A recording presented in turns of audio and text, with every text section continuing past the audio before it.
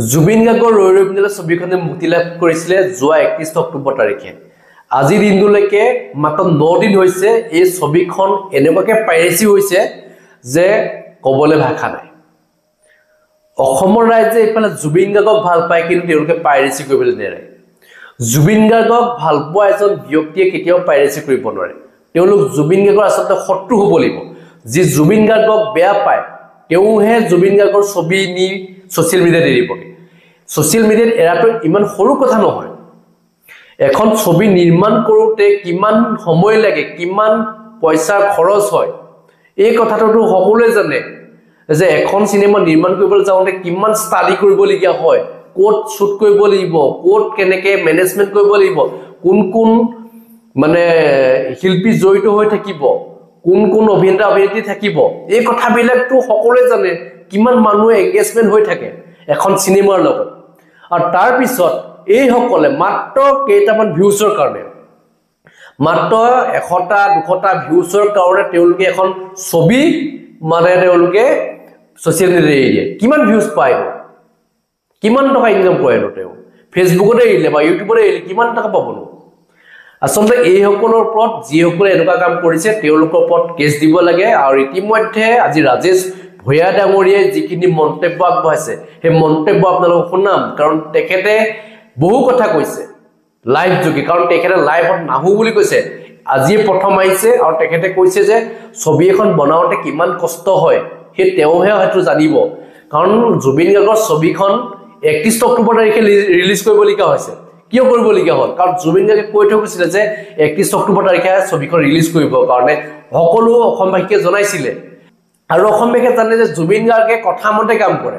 আৰু জুবিন গাৰ্গৰ কথা ৰাখিবলৈ গৈ ৰাজেশ ভূঞা ডাঙৰীয়াকে আদি কৰি যিমানবিলাক ডাইৰেক্টৰ হওক, প্ৰযোজক হওক, সকলোৱে যিটো ছবিখনৰ কাম কৰি গৈছিলে, খুব নিয়াৰিকে কাম কৰিছিলে ছবিখন অৱশেষত সেই ডেটতে ৰিলিজ হ'ল। কিন্তু এই সকলে যে এনেধৰণে ৰিলিজ কৰিব বুলি ভবা নাই নহয়। তেওঁলোকে ৰিলিজ কৰিলে ঠিকে আছে, কিন্তু এই সকলে কি ৰিলিজ কৰি আছে এতিয়া? সোশ্যাল মিডিয়াত যে যিটো ৰিলিজ কৰি আছে তেওঁলোকে চিনেমা হলত ৰিলিজ কৰিছে আৰু এই সকলে সোশ্যাল মিডিয়াত ৰিলিজ কৰিছে। ভাবি চাওক কি পৰ্যায়ৰ মানুহ। তেওঁলোকে জুবিন গাৰ্গৰ ছবিখন ৰিলিজ কৰি জুবিন গাৰ্গৰ যিটো আধৰুৱা সপোন সেই সপোনটো পূৰ কৰিব বিচাৰিছিলে। তেওঁ বহু সপোন আছিল, তেওঁ ঘৰ নিৰ্মাণক লৈও সপোন আছিলে, ঘৰটো সম্পূৰ্ণ হৈ নুঠিলে। তেওঁ বহু সপোন তেওঁ কৈ গৈছিলে, যিবিলাক সপোন নেকি তেওঁ এটা সময়ত কৈ গৈছিলে। সোশ্যাল মিডিয়াতে হওক বা ইউটিউবতে হওক বা অন্যান্য প্লেটফৰ্মতে হওক তেওঁ কৈ গৈছিলে যে তেওঁৰ জীৱনত কি হৈ আছে কি নাই হোৱা তেওঁ সকলোখিনি কৈ গৈছে। তাৰ পিছতো কিন্তু একাংশই জুবিন গাৰ্গক এৰি দিয়া নাই, মৃত্যুৰ পিছতো এৰি দিয়া নাই। কোন এইসকল আচলতে ৰাজেশ ভূঞা ডাঙৰীয়াই চিনাকি কৰি দিব বিচাৰিছে, কি কৈছে তেখেতক লৈ সেই মন্তব্য আপোনাক শুনাব বিচাৰিছো। চিনেমাখন পাইৰেচি কৰি পেলাই আকৌ তাত লিখি দিয়ে জাষ্টিছ ফৰ জুবিন গাৰ্গ, জয় জুবিন দা। কি এইটো? হা, জাষ্টিছ ফৰ জুবিন দা, জয় জুবিন দা মজাক কৰি পেলালে আপোনালোকে। এই জাষ্টিছ ফৰ জুবিন দা যে জয় জুবিন দা বুলি ক'লে, এই জুবিন দা শব্দটোক আপোনালোকে একদম অৰ্থহীন কৰি পেলালে। লাজ লাগে আপোনালোকে অসমত থাকি যদি এইবোৰ কাম কৰি আছে নিজকে অসমীয়া বুলি পৰিচয় দিবলৈ। আৰু আচৰিত পাইছো আপোনালোকৰ পৰিয়ালৰ মানুহে দেখি থকা নাই নে আপোনালোকে যে এইবোৰ কাম কৰি আছে? আপোনালোকৰ বন্ধুবৰ্গে আপোনালোক দেখি থকা নাই নে আপোনালোকৰ এইবোৰ কাম কৰি আছে? আপোনালোকৰ বন্ধুবৰ্গৰ মাজত এজনো সৎ অসমীয়া নাই নে? এজনো সৎ অসমবাসী নাই নে? এজনো ভাল জুবিন গাৰ্গক ভাল পোৱা মানুহ নাই নে? যোন নেকি বাধা দিয়ক আপোনালোকক যে নকৰিবি ভাই, এইখন জুবিনৰ চিনেমা, এখন অসমীয়া চিনেমা, এখন অসমবাসীৰ চিনেমা। সেনেকুৱা এজনো ওলোৱা নাই নে এতিয়ালৈকে? আমি নাজানো কোনে কৰি আছে। জানা হয়তো নকওঁ শব্দটো, জানা হয় কি কৰিলো হয় নকওঁ। বহুতে কমেণ্ট কৰি আছে, দুখিত। মই মোৰ কথাখিনি কৈ দিওঁ, মই আপোনালোকক ৰিপ্লাই দিব পৰা নাই। মই বাৰে বাৰে কৈছোঁ জীৱনত প্ৰথমবাৰৰ কাৰণে লাইভ আহিছোঁ। লাইভত কি ক'ব লাগে সেয়াও মই নাজানো, কিন্তু বহুত খুব মই কৈছোঁ ন 19 তাৰিখে যে সময়বোৰ ৰৈ গৈছিলে তাৰপিছৰ পৰা কোনো শুব পৰা নাই আমাৰ মানুহখিনিয়ে, আপোনালোকেও শুব পৰা নাই। অসমবাসীৰ লগতে আমিও দুখিত, আমিও আবেগিক হৈ আছোঁ, আমিও কষ্ট পাই আছোঁ। গৰিমা বেচেৰি কষ্ট পাই পাই এতিয়াও হস্পিটেলতে আছে, সেয়াও মৰম নাই আপোনালোকৰ। জুবিন গাৰ্গৰ ন্যায় কাৰণে আমিও লাগি আছোঁ, আমিও বিচাৰোঁ ন্যায় হওক। সেইকাৰণে দিন গন্তি কৰি কৰি গৈ আছোঁ। আজি 51 নম্বৰ দিন। এয়াও হিচাপ আছে, 19 তাৰিখে জুবিন গাৰ্গ নোহোৱা হোৱাৰ পৰা এতিয়ালৈকে কেই ঘণ্টা কেই ছেকেণ্ড হ'ল। সেয়াও হিচাপ কৰি ৰাখি আছোঁ, সেয়া তেনেকৈও গন্তি কৰি গৈ আছোঁ। তাৰপিছতো কামখিনি কৰি গৈ আছোঁ, তেওঁৰ কামখিনি। 9 দিন হৈছে ভাই ছবিখন ৰিলিজ হয়, এটা বাচ্চা। এই ব্যৱহাৰ আপোনালোকৰ।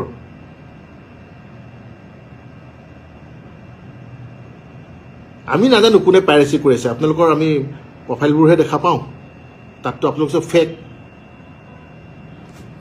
কলিজা থকা হয় সঁচা ID দিলে হয়, কলিজা নাই। চুৰ কাৰণে লুকুৱাই লুকুৱাই ID দিছে, চুৰ কাৰণে মিছা ID দি ফেক ID দি পেলাই আপোনালোকে ছবিখন আপলোড কৰি আছে। কলিজা নাই।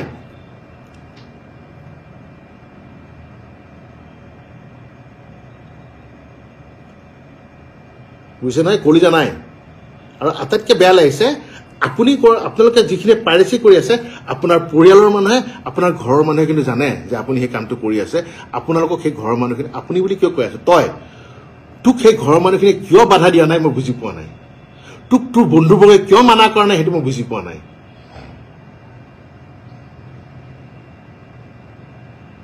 নকৰিব বুলি কৈতো লাভ নাই, কৰি পেলালেই।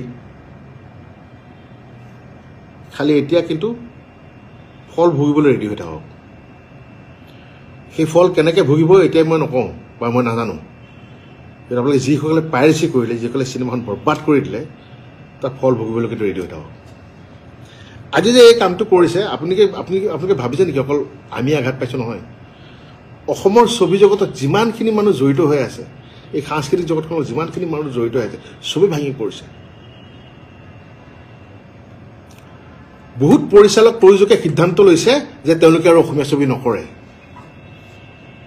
বঢ়িয়া, এতিয়া চাই থাকিব চাউথৰ চিনেমা, তাই গালি পাই থাকক আমাক, তহঁতে অসমীয়া চিনেমা কৰিব নাজানো। অসমীয়া চিনেমা কোনে চায়? চাউথৰ চিনেমা চাব। সেয়েহে প্ৰথমতে অসমীয়া বুলি কৈ থাকিলে নহ'ব। অসমখনক ভাল পাবলৈ শিকক, নিজৰ সংস্কৃতিক ভাল পাবলৈ শিকক, নিজৰ ভাষাক ভাল পাবলৈ শিকক, তাৰপাছত ক'ব অসমীয়া বুলি।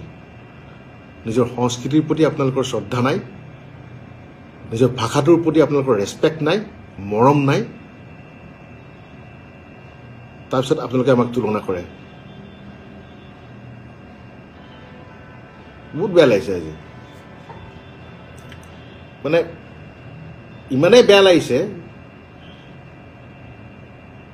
যে হয়তো কোনোবাই এতিয়া মোক ক'বও পাৰে যে বাহ, তেওঁ এজন ছবি জগতৰ লগত জড়িত হোৱা মানুহ হৈ, সাংস্কৃতিক এজন কৰ্মী হৈ তেওঁৰ অভিভক্তি এনেকুৱা, তেওঁৰ মুখত আজি এনেকুৱা ধৰণৰ বাক্য। আমিও মানুহে, আমাৰো খং আছে, আমাৰো ক্ষোভ আছে, আমাৰো দুখ আছে। চব কিন্তু জুবিন গাৰ্গ নহয় যে সহ্য কৰি যাব। জুবিন গাৰ্গে সহ্য কৰিব, মই নোৱাৰোঁ সহ্য কৰিব, আৰু নকৰোঁ সহ্য কৰোঁ। কিয় সহ্য কৰিম? মোৰ চকুৰ সন্মুখত মোৰ বাচ্চাটোক মাৰি থাকিব, মোৰ বাচ্চাটোক কাটি কাটি এটা এটা অংগ বিকি থাকিব, আৰু মই চাই থাকি বহি থাকিম নেকি? কিয় সহ্য কৰিম? মই নকৰোঁ। সন্মুখত পালে কি কৰিম সেইটো মই নাজানো।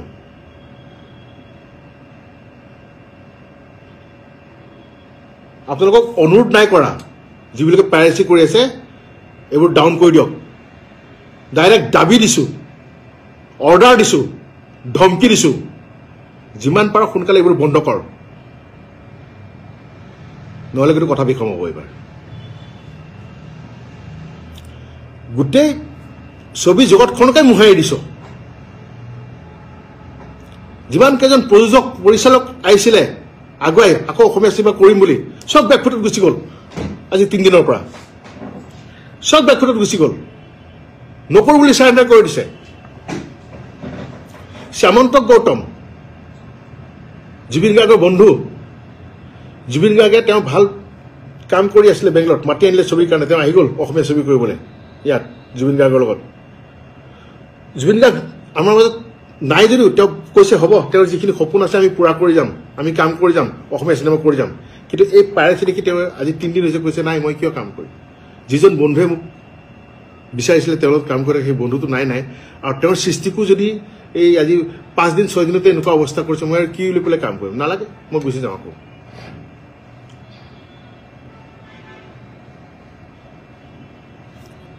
মই বাৰে বাৰে কৈ আছো মই আপোনালোকে বহুতে SMS কৰি আছো মই দেখি আছো মই পঢ়িব পৰা নাই আৰু কৈছো মই প্ৰথমবাৰ লাইভত আহিছো মই দেখিছো বেলেগে লাইভ কৰিলে পঢ়ি উত্তৰবোৰ দিয়ে মোক কিন্তু সেইখিনিও মানে ধৈৰ্য নাই কাৰণ বহুত খুব সোমাই আছে বহুত কথা ক'বলগীয়া আছে সেইখিনি নোকোৱাকে মই শান্তি নাপাম তাৰমানে আকৌ কৈছো তহঁতক অনুৰোধ কৰা নাই এই চুৰ তহঁতকেইটাক অনুৰোধ কৰা নাই শুনি ল যে পাইৰেচি যে কৰিছ চিনেমাখন যে দি আছ তই অসমীয়া হওক লাগে অনা অসমীয়া হওক অসমত থাকতো নমা সেইবোৰ অফ কৰ এইবোৰ আৰু যদি তহঁতৰ পৰিয়ালৰ মানুহে যদি ভাবে তহঁতৰ মা দেউতাই যদি ভাবে সঁচাকৈ তোক জন্ম দিছে সেই মা দেউতাই তোক মানা কৰক তোৰ যদি ককাই ভনী কোনোবা আছে সিহঁতে যদি ভাবে সঁচাকৈ তহঁতৰ সিহঁত পৰিয়ালৰ হয় যদি তই জাৰজ নহয় সিহঁতে তোক মানা কৰক যে বন্ধ কৰ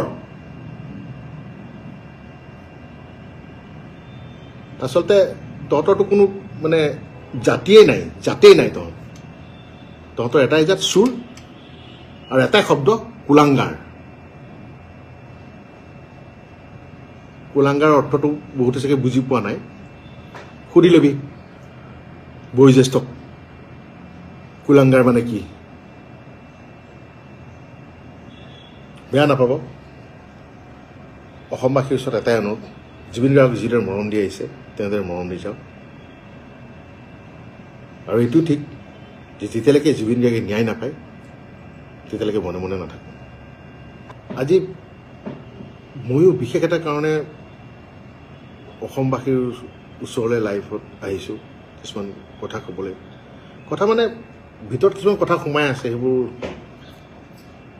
লিখিলে হয়তো বহুত সময় লাগিব সেইখিনি লিখি ক'ব নোৱাৰোঁ মুকলিমুৱাকৈ ক'ব বিচাৰিছোঁ আপোনালোকক বিষয় হৈছে জুবিন গাৰ্গৰ ৰৈ ৰৈ বিনালে জুবিন গাৰ্গ আৰু মোৰ প্ৰায় 19 বছৰ আগৰ এটা পৰিকল্পনা আছিলে আমি মিলিজুলি এখন চিনেমা কৰিম ৰৈ ৰৈ বিনালে চিনেমাখন কৰিলোঁ হঠাৎ 19 ছেপ্টেম্বৰত স্তব্ধ হৈ গ'লোঁ ৰৈ গ'লোঁ এটা এনেকুৱা এটা খবৰ আমাৰ মাজলৈ আহিল যিটো খবৰ আমি বিশ্বাস কৰিব পৰা নাই এতিয়া সহজভাৱে ল'ব পৰা নাই 21 ছেপ্টেম্বৰৰ পৰা আহি জুবিন গাৰ্গে ছবিখনৰ কাম কৰাৰ কথা আছিলে কিন্তু তেওঁৰ নিথৰ দেহে আহি পালে আমাৰ ওচৰলৈ সেয়াও সহ্য কৰোঁ গুৰু দায়িত্ব পৰিলে 31 তাৰিখে ছবিখন ৰিলিজ কৰিব লাগে 19 বছৰৰ পৰিকল্পনা কৰি থাকি যিটো পৰিকল্পনা কৰি আছিলোঁ 31 অক্টোবৰত ছবিখন ৰিলিজ কৰিব লাগে সেইটো জুবিন গাৰ্গৰে সপোন আছিলে লক্ষ্য আছিলে 31 অক্টোবৰ তাৰিখে দিন ৰাত টোপনি ক্ষতি কৰি পৰাণ বৰকটকী ৰাহুল গৌতম শৰ্মা আমাৰ প্ৰযোজক সামন্ত গৌতম মই দেৱজিৎ চাংমাই আমাৰ অমৃত সকলোৱে মিলিজুলি সুমন দুৱাৰা সকলোৱে আশ্চৰ্য চিন্তু ফুকন সকলোৱে মিলিজুলি অশেষ কষ্ট কৰি 31 তাৰিখে ৰাইজৰ মাজত ছবিখন ওলাই দিলোঁ 19 বছৰে গৰ্ভধাৰণ কৰি থকা এটা শিশু ৰৈ ৰৈ বিনালে আজি 9 দিন হৈছে 9 দিন আজি মাত্ৰ 9 দিন হৈছে এই 9 দিনীয়া শিশুটোক বাচ্চাটোক কিছুমান অভদ্ৰ অসভ্য মানুহে কাটি কুটি বজাৰত বিকি দিছে নিজৰ বাচ্চা এটাক কাটি কুটি বজাৰত যদি বিকি দিয়া হয় কি হ'ব পাৰে অৱস্থাটো এয়া কিবা ছাগলী আৰু গাহৰি মুৰ্গীৰ মাংস নেকি চিনেমাখন কাটি কুটি যে বেছি আছে আপোনালোকে লাজ নাই আপোনালোকৰ যিসকলে পাইৰেচি কৰিছে মই তেওঁলোকক কৈ আছোঁ এয়াই নেকি আপোনালোকৰ এজন সত্তাৰ প্ৰতি শ্ৰদ্ধাঞ্জলি তেওঁৰ মৰমৰ সপোনক এই শ্ৰদ্ধাঞ্জলি জনাইছে আপোনালোকে এই যে কৰি আছে বিশেষকৈ কিন্তু আমাৰ অসমৰ মানুহে কৰি আছে সেইটো এটাকে বেছি দুখ লাগিছে কোনোবা অনা অসমীয়া কোনোবা বহিৰা গোষ্ঠীয়ে ডাঙৰকৈ কিবা এটা কৰিছে সেইটোতো কৰিব যুঁজিবলগীয়া আছেই অসমীয়া চিনেমাৰ কাৰণে এখন দুৱাৰ খুলি থৈ গৈছিলে জুবিন গাৰ্গদেৱে অসমীয়া চিনেমাৰ ৰৈ ৰৈ বিনালে জৰিয়তে আৰু এখন নতুন দুৱাৰ খোল খাইছিলে আমাৰ কাৰণে আৰু কিন্তু সেই বহিৰাগ গোষ্ঠীটোৱে আমাৰ সপোনটোক চুৰমাৰ কৰিছে মাৰি পেলাই আৰু এতিয়া আমাৰ মানুহখিনিয়ে যিকণ বাকী আছে সেইকণো শেষ কৰি দিছে নেইল চেপি পেলাই চেছ কৰি থৈ দিছে আমাৰ আমি কি কাম কৰিব নালাগে আজিলৈকে কান্দিব পৰা নাই জুবিন যে মোৰ মাজত নাই আমাৰ মাজত নাই সেইটো দুখ প্ৰকাশ কৰিব পৰা নাই ছবিখনৰ লগত লাগি আছো অহৰে অহৰে 31 তাৰিখে ছবিখন ৰিলিজ দিয়াৰ পিছত দিনে ৰাতিয়ে লাগি আছো যে পাইৰেচিবোৰ যে আহে সেইবোৰ মানে ব্লক কৰাত সেইবোৰ ৰিপৰ্ট কৰাত লাগি আছো টোপনি নাই কাৰো আমি শুব পৰা নাই সেই 19 তাৰিখে যে ৰৈ গ'ল আমাৰ কাৰণে সময় এতিয়া ৰৈ গৈছে আগবাঢ়িব পৰা নাই কাৰ কাৰণে কৰি আছো আমাৰ কাৰণে কৰি আছো নাই কৰা আমাৰ কাৰণে জুবিন গাৰ্গৰ যিখন নতুন চিনেমা আহিছিলে ৰৈ ৰৈ বিনালে তেওঁৰ যিটো সপোন আছিলে সেইটো সাৰ্থক কৰিবলৈ যুঁজি আছিলো কাৰ কাৰণে যুঁজি আছিলো আপোনালোকৰ মৰমৰ জুবিন গাৰ্গৰ কাৰণে যুঁজি আছিলো আপোনালোকক ভাল পাই কাৰণে যুঁজি আছিলো তাৰ বিনিময়ে আপোনালোকে এয়া দিছে যিমান পাৰে 5 মিনিট 6 মিনিট এতিয়াতো আৰু ওপৰত গুচি গ'ল 1 ঘণ্টাটো দিছে যে গোটেই চিনেমাই দি দিছে যা কি পাব কিন্তু মই খাটাং যিখিনি জুবিন গাৰ্গৰ আচল অনুৰাগী যোনে জুবিন গাৰ্গক ভাল পায় তেওঁলোকে হলতেই চিনেমাখন চাব তেওঁলোকে আপোনালোকে যে এই যি আপোনালোকে কিয় দিছে আপোনালোকৰ ফলোৱাৰ্ছ বাঢ়িব আপোনালোকে ভাবিছে নেকি আপোনালোকে ইউটিউবৰ পৰা পইচা পাব ছ'চিয়েল মিডিয়াৰ পৰা পইচা পাব বেয়া শব্দ ক'বলৈ মন গৈছে বেয়া শব্দ নকওঁ কিন্তু সময়ে ক'ব যেনেকৈ জুবিন গাৰ্গৰ এটা ডাইলগ আছিলে চিনেমাখনত সময় মই বৰ ভয় কৰোঁ আপোনালোকে শিকক সময়ক ভয় কৰিবলৈ সময়ে আপোনালোককো এনেকুৱা এটা জেগাত লৈ গৈ থৈ দিব তাৰ পৰা আপোনালোকে উঠিবলৈ পাৰ নাপাব অসমীয়া চিনেমা ইমান কষ্ট কৰি প্ৰত্যেকজন কলা কুশলী শিল্পীয়ে আৰ্টিষ্টে ইমান কষ্ট কৰি আছে অসমীয়া চিনেমাৰ কাৰণে অকল মই ৰৈ ৰৈ বিনালে বুলি কোৱা নাই প্ৰত্যেকখন অসমীয়া চিনেমা এতিয়া যিমান আহি আছে আপোনালোকে কয় আমাক হে অসমীয়া চিনেমা বনাইছ আমি কিয় অসমীয়া চিনেমা চাম চাউথৰ ছবি চাম অমুকৰ ছবি চাম কি ছবি চাব চাউথৰ ছবি এয়াহে আপোনালোকৰ এয়াহে গুণ 9 দিনীয়া বাচ্চাটোক কাটি কুটি বজাৰত বিকি দিছে আপোনালোকে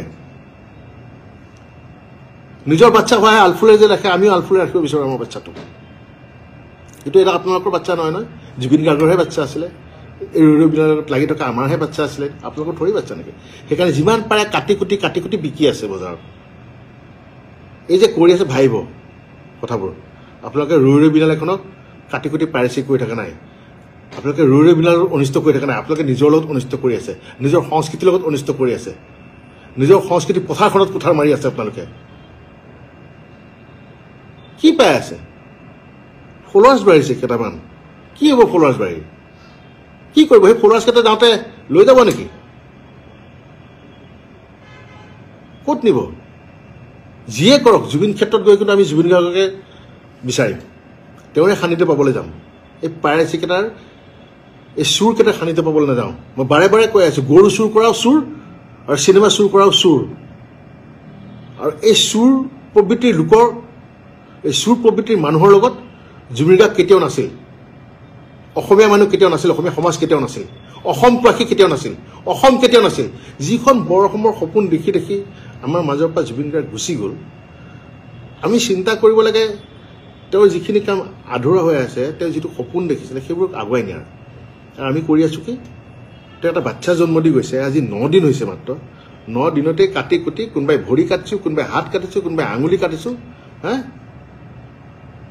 এতিয়াতো গোটেই মোহাৰিয়াই পেলাই দিলে ইউটিউবত দিবলৈ গোটেই চিনেমাখন আৰু আনন্দ বা কোনোবাই লৈছে অৰুণ অসম নাম কোনোবাই লৈছে তমুক অসম নামটোৰ পিছত অসম লিখি পেলাই পাইৰেচি কৰি আছে কেইদিনমান আগতে এটা ব্যক্তিগত চেনেলত প্ৰথম যেতিয়া গানটো ওলাইছিলে সেইটো পাইৰেচি কৰালে মই যেতিয়া খং কৰিছিলোঁ খুব কৰিছিলোঁ দুগৰাকী ব্যক্তিৰ মই নাম নকওঁ তেওঁলোকৰ ফটো দেখুৱাই দিছিলোঁ তেওঁলোকে পিছত মোক কৈছিলে দাদা আমি বেলেগৰ পৰা পাইহে কৰিছিলোঁ আপুনি মোক আমাক এনেই ক'লে আমাক গোটেই সকলোৱে গালি পাৰি আছে মই তেওঁলোকক কিন্তু তেওঁলোকে যেতিয়া ফোন কৰিছিলে ব্যক্তিগতভাৱে তেওঁলোকক মই চৰি বুলি কৈছোঁ বোলো বেয়া নাপাবা মই খুব মানে প্ৰথম দিনাখনেই 1 ঘণ্টা নহওঁতে এনেকুৱা হোৱা হ'ল যে মই খুব ভাগি পৰিলোঁ আচলতে তেনেকৈ গৈ পালোঁ তেওঁলোকক মই চৰি বুলি কৈছিলোঁ কিন্তু আজি আপোনালোকে যিখিনি জানি বুজি কৰি আছে তেওঁলোক কিন্তু কেতিয়াও মইতো কি আপোনালোকে ভগৱানৰ ওচৰতো চৰি বুলি কোৱা যোগ্য নহয়